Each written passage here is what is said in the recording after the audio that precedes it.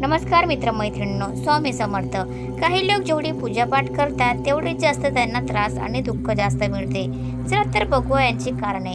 पहिली गोष्ट म्हणजे आपण देवाकडे सतत काही ना काही मागत राहतो आणि आपण केलेल्या भक्तीचा बॅलन्स कमी होत जातो. मग असं झाल्यामुळे आपली एखादी इच्छा अपूर्णही राहते.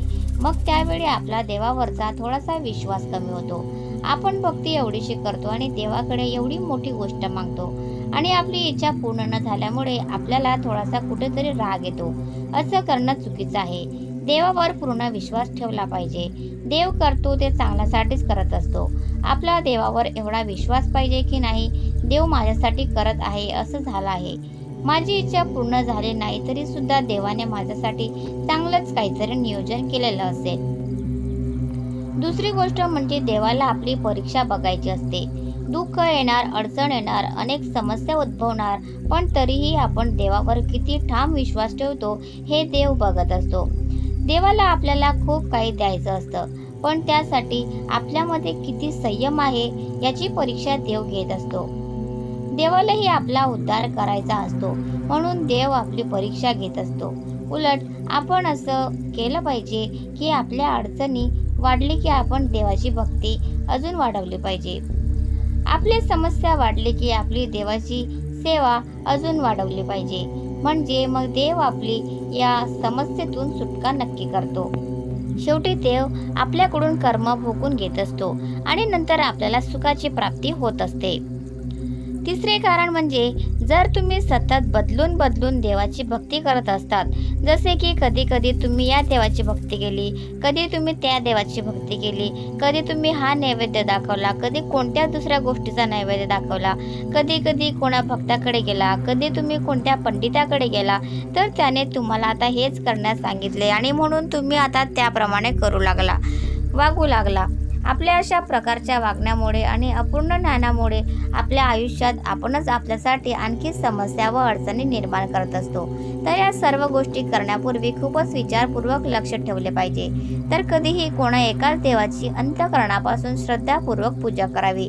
आलटून पालटून बदलून बदलून कोणी देवाची भक्ती करू नये. त्याचबरोबर जो नैवेद्य दाखवला जातो तोही अगदी सात्विकच असावा.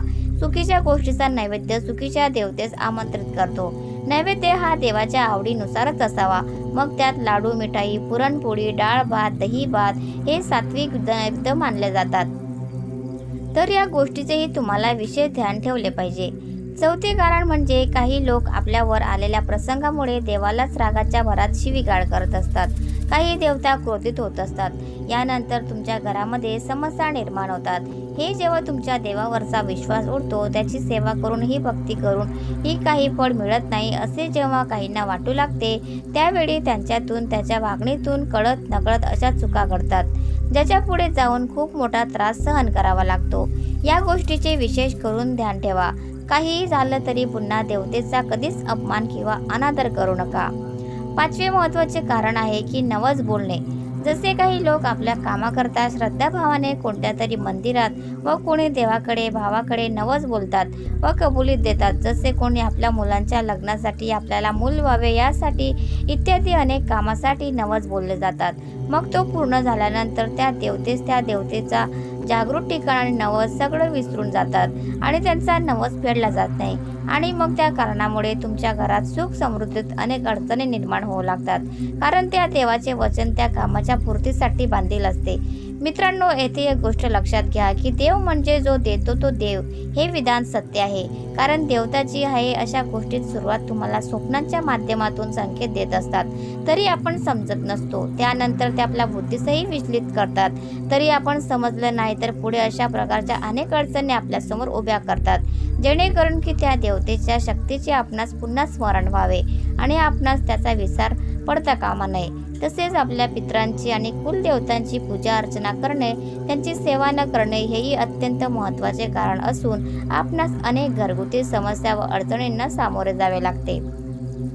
बऱ्याच वेळा बरेच जण असा प्रणय घेतात की माझे हे काम झाल्यावर चहा सोडेल, माझे हे काम झाल्यावर मी गोड पदार्थ खाणार नाही, आणि त्याची ती इच्छा पूर्ण झाल्यानंतर मात्र या गोष्टीचा विसरून जातात. इच्छा पूर्ण झाल्यानंतर कधीतरी कोणीतरी आपल्याला चहासाठी खूप आग्रह करतं आणि आपण तो चहा घेतो. आपण देवाला वचन दिलेलं असतं, आपण वचनबद्ध राहायला हवं. आपण विचार करतो माझी इच्छा तर पूर्ण झाली, मग आता एकदा चहा पिल्यावर कोणता मोठा पर्वत तुटणार आहे.